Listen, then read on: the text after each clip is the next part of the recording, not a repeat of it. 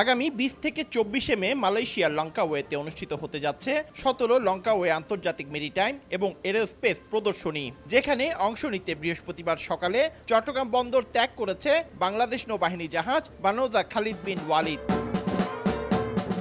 নৌবাহিনীর ঐতিহ্যবাহী রীতি অনুযায়ী সুসজ্জিত বাদক দলের বাদ্য পরিবেশনের মধ্য দিয়ে আনুষ্ঠানিকভাবে বিদায় জানানো হয় জাহাজটিকে। এ সময় উপস্থিত ছিলেন নৌ কর্মকর্তা ও নাবিকদের পাশাপাশি তাদের স্বজনরাও। 5 দিনের এই প্রদর্শনীতে বিশ্বের বিভিন্ন দেশের উচ্চ পর্যায়ের প্রতিনিধি, পর্যবেক্ষক ও নৌবাহিনীর জাহাজ অংশ নেবে।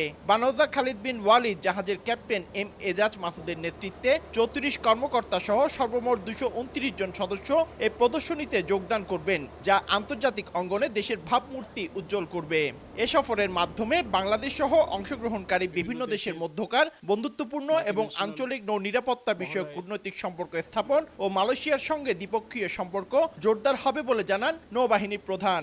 লিমা 2025 অংশগ্রহণ শুধুমাত্র বহুপক্ষীয় এক্সারসাইজ নয়, এটি স্বাগতিক মালয়েশিয়ার সাথে আমাদের দ্বিপক্ষীয় সম্পর্ককেও সুদৃঢ় করবে বলে আমি বিশ্বাস করি। আন্তর্জাতিক মেরিটাইম প্রদর্শনী শেষে বানৌজা খালিদ বিন ওয়ালিদ জাহাজটি আগামী 29 মে চট্টগ্রাম নৌঘাঁটিতে ফিরবে। পার্থপ্রতিম বিশ্বাস।